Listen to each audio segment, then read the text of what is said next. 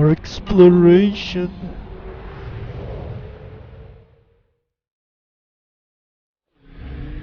More fucking place.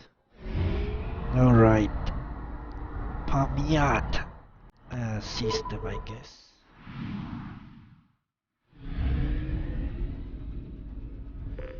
Alright, something is going on. It's... there we go. Windows is trying to shut down the computer. Uh, Dobro... Dro... Dobro... What? Drobolski. Another near-Earth-sized rock planet without much atmosphere to speak of.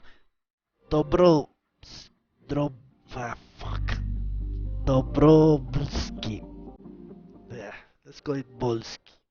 It's home to Altair Works, a local extraction company noted for its success in ease of refining. The planet itself provides aluminium for local fabricators, which are churning out habitats at an astonishing rate for a system that has no garden planets. With its solar supply coming on the way from the shell system, Dobrovolsky, Dobrovolsky is held up as a proof of the miner's cliché where there is diesel, there is an economy. Androvolomsky, fuck me. Patsayev, a rock planet encased in frozen oceans. Patsayev is notable for the largest written message ever created by a human being. Andrei Komsar, a disgruntled miner whose fortunes were spent prospecting for ESO, used the mass accelerator cannon of a local mercenary group's A-61 Mantis gunship to carve a 208-kilometer long message in the ice saying, Zdezniche Gonet, Russian for there is nothing here. The message can easily be seen from space. Ironically, the message itself, intended to discourage future colonies, now draws a small tourism crowds. That was very funny. Funny. Komarov. First charted by Asari but colonized by humans, the Pamyat system is home to Komarov, an Earth-sized body near the star. It has little atmosphere to speak of, but it has not stopped exploration by raw miners who have recovered iridium from the planet's crust. What? I guess it's this little thing, yeah. Volkov, a dwarf planet. Volkov has a thick atmosphere of nitrogen and krypton, home to a thriving iridium mining community. Volkov's reputation is somewhat as rich but dangerous.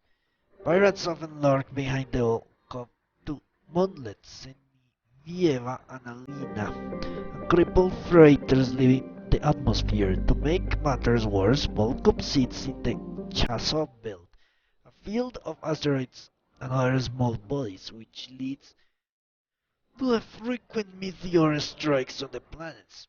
Meteor-related casualties remain rare, but on Volkov the chances of such a death are high enough that they are factored into insurance premiums. Okay. Let's move on to Hekate, because we have already explored Hopeless.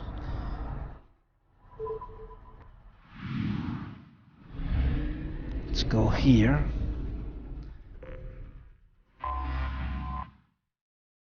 Bodros, a rock and ice planet. Bodros is home to a scientific curiosity. Evidence of a primate-like spacefaring civilization was found frozen in the equatorial ice, ranging from melted fragments of metal to preserved remains of the creatures still wearing suits for extravehicular activity. Interesting.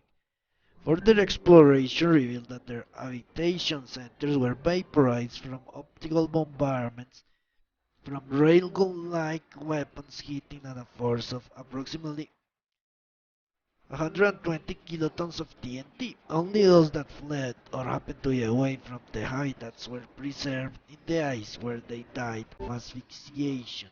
This unknown species did not come from Asteria, but scientific teams are looking for evidence that they visited there.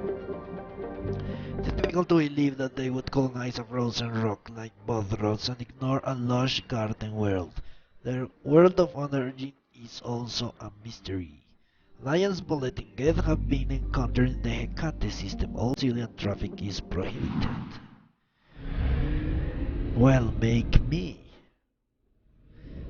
me not do what I want. Lions. I do what I want. Modesty-sized gas giant with an icy core, Triodia's hydrogen and methane atmosphere gives it a bluish color. It has 14 moons named after Asari virtues. Alright.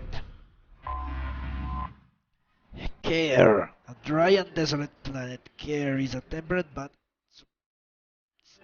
supports life above the microscopic level. Its Earth-like temperatures and gravity make it an appealing place to build a habitation hideaways, attracting Batarian slaver and criminals who can afford more luxurious safe houses on other planets. Its forgiving nitrogen helium atmosphere makes EVAs possible with a minimal amount of equipment, and breathing mask and warm clothing is usually sufficient. Mining and other legitimate activities are few and far between on Care. The planet crust is largely free of precious metal, instead producing kilometers upon kilometers of dolomitic limestone, calcite and gypsum. Gypsum, really? Or gypsum. The gypsies. Okay. I think we're done with this place. Let's make sure we're done with the nebula or Nexus. Alright, next one.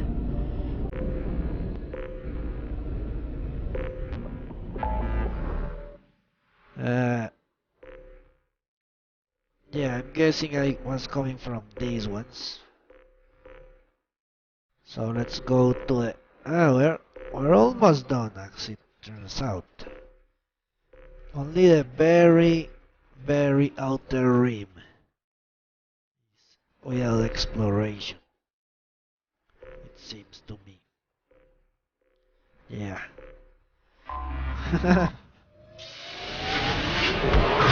How interesting, this one is called the Far Rim.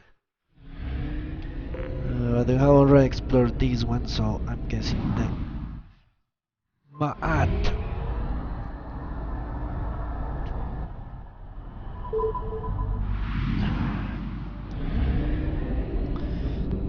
Only one planet here. A mammoth is an enormous hydrogen helium giant with a mass approximately 9 times that of Jupiter, nearly 2,900 times that of the Earth. Despite the massive pressure, its core has failed to ignite in a fusion reaction, qualifying as a failed star. It is believed to have captured all other planet-sized bodies in the solar system as moons or in impact events, leading to its name Devourer. Not intimidated by this phenomenon, the Geth have colonized many of Hammond's moons and skimmed the hydrogen from Hammond's upper atmosphere. Hammond is in Geth space, all civilian traffic is prohibited. Okay. And we're done with this place. Only half our fuel remains. Yeah, Edie. I know. Now we will have to buy more fuel. Ah, this is where Haystrom was. Interesting. No wonder we have already come to this place. Rosetta.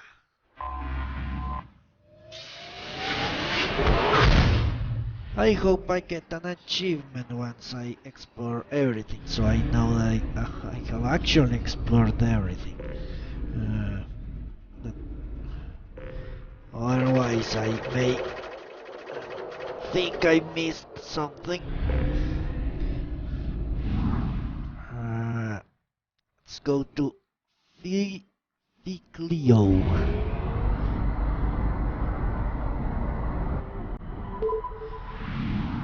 One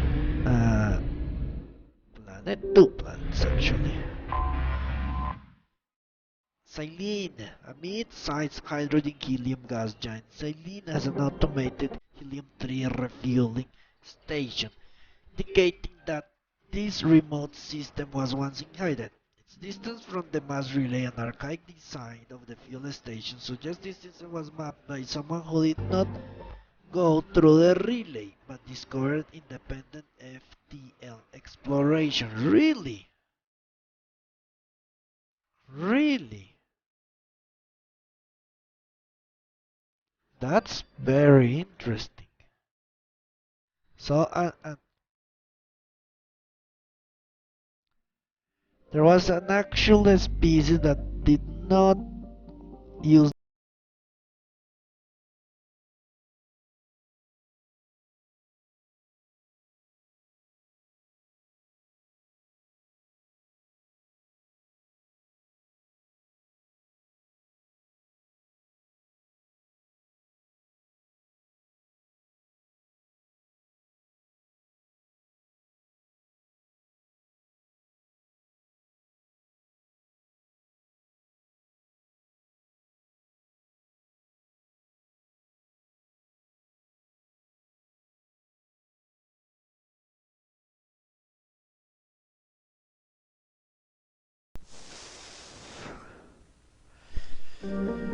A hydrogen helium gas giant Goliath orbit takes it near the system's mass relay, a useful event for drive core dischargers and automatic helium-3 refueling platforms. Unfortunately, its orbit is currently taking it away from the relay, and it will continue this inconvenience for the next 3 galactic standard years.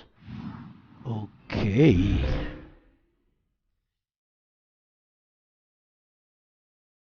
I already purchased, yeah, fuel. Let's buy it again, why not? Next planet. Miss Raim. A small gas giant Miss Raim is primarily hydrogen and methane around a rocky core. There is no remaining trace of the civilization from Joab on Miss Raim itself, but debris on the orbiting the planet indicates that artificial satellites were once in place before being destroyed. Okay, so one of these places had a civilization. Let's find that one. Lavan. It's a desert world with a open sea of scorching hot iron oxide wearing away marbleized cliffs.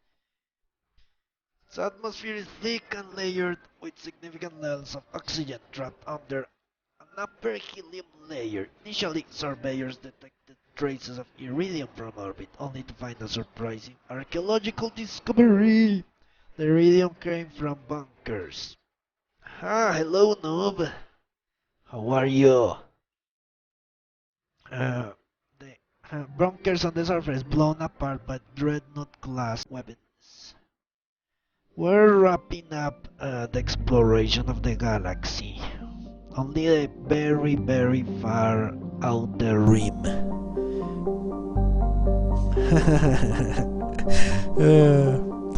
The logical conclusion was that the civilization of Joab had reached Lavan, and its outposts were destroyed to make their extermination complete.